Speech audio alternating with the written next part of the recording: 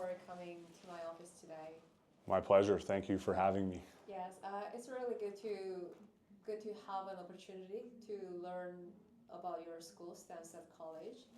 And would you please introduce yourself and your school? Yes, of course. So, Patrick Fraser. I'm the admissions director at Stanstead College. This is my 14th year at the school. So I've been there a very long time. And of course, it's a place that's very near and dear to my heart. So the school is located about an hour and a half southeast of Montreal. It's right along the U.S. border. So actually, like walking from the main campus, you're 5 minutes away from Vermont. It's a very unique part of the country in the sense that it is still a very English area, although it is in a bilingual French-English area. The school, of course, is an all English school, and international kids don't need any French experience to come and do well. But it is a very unique part of the country in that sense. And which international airport is the closest one from your school? Closest airport would be Montreal, most accessible. It's about an hour and a half, maybe 2 hours, depending on traffic in the city. On the U.S. side, the closest is Burlington, Vermont, which is a smaller airport. It's about the same distance, and it does have directs through some major U.S. hubs like Chicago, Detroit, and stuff like that. Okay. Yeah. And which grades of students do you accept? Grades of students? Yes. Youngest kids are in grade 7. We have boarding in grade 7. So 12, 13 years old, and go all the way through grade 12. Okay. Yeah. And I would like to know about your academic programs. Do Yeah. you have any advanced programs? Yeah, so we run the Quebec provincial curriculum, which is renowned as the one of North America's top curriculums. We supplement with AP and advanced classes. So for I don't really need to introduce AP. I'm sure people are pretty familiar with it, but I mean it allows kids to take advanced classes as they get toward the completion of high school, and a lot of times those courses will enable them to knock off some time at university as they are credited by these schools. Okay. Yeah. And do you have any support program for international students like ESL or any learning program? Yeah, so we do have a ESL program in our junior school, grade 7, 8, 9. It's not a foundational ESL program. I mean, kids can't, it's not an ABC type program, but for students who are studying their first time in English, and maybe with, a year in that program to gain their confidence and go into the regular stream, it's very helpful at those younger ages.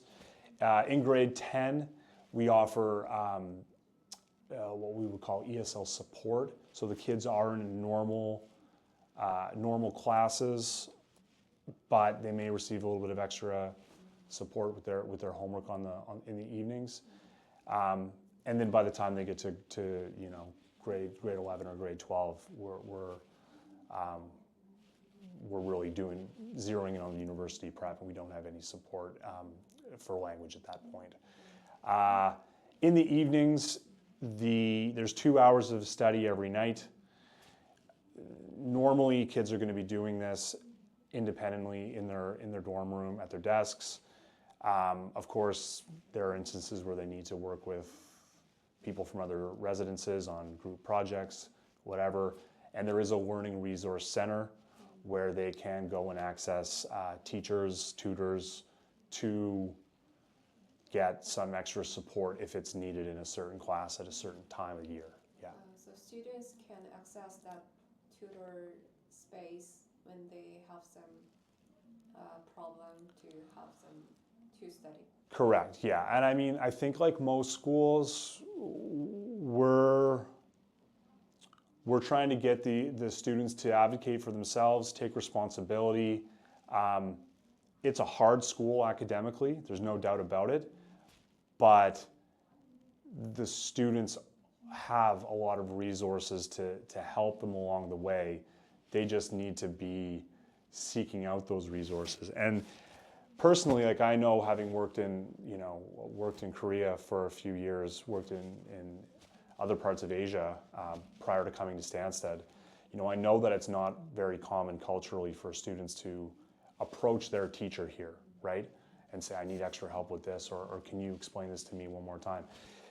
It is a bit of a cultural adjustment for these Asian students, but we work with them to try to get to that point, and that's how they really become maximizing the resources around them, and yeah. It sounds like students can get enough support from you to adjust to the new environment. Yeah, I mean, again, having spent like 2.5 years in Korea, like I have a special affinity for the Korean students that come our way, and that's kind of one of the things that I try to let them know about when they first arrive. Obviously, I'm working with their advisors as well, but yeah, I try to help them in those first few months of cultural adjustment, and really doing as well as they can, and yeah. Okay. And beside academics, you have some sports and club activities. What kind of sports do you have? Yeah, so while our school year is a linear program, right, same classes typically from September through June, we have 3 terms of sports. It is required that students participate in all 3 terms of sports. Each term there are 5 or 6 different options. Some are more competitive, team sports, others are more recreational.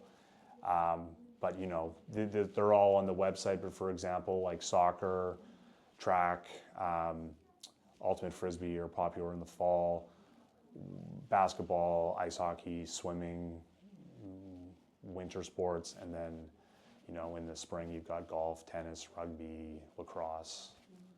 Yeah, so it is a school that the athletic component is very important, and same thing with clubs. After school on Thursdays, that's typically our non-athletic day. Students will have to be a part of at least one club activity. There are typically, there are many options. Some of them are more academic, classic type clubs, community service, chess, debating, et cetera. Others are more, based on student interests at that time. But at the end of it all, right, like if a kid comes in grade 9 and they're doing these kind of productive activities after school, sports clubs, they really maybe learn some new skills, and ultimately by the time they apply to colleges have put together a pretty good resume.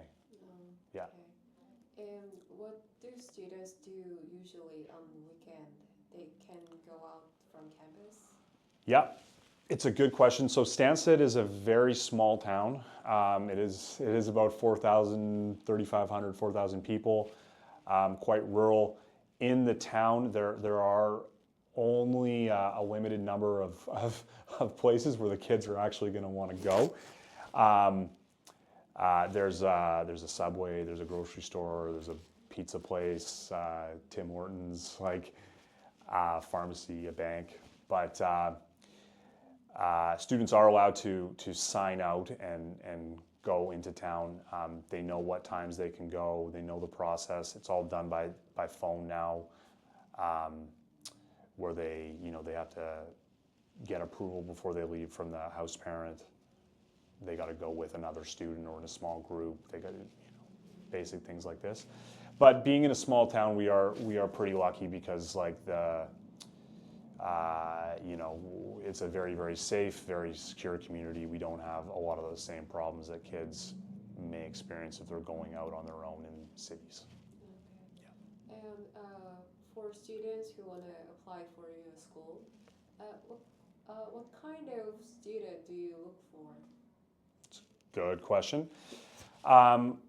Well, like I mentioned, I mean, we're a university prep school, so we want kids that can articulate goals and really are committed to looking at this high school experience as a process, and then using that to jump onto something else beyond.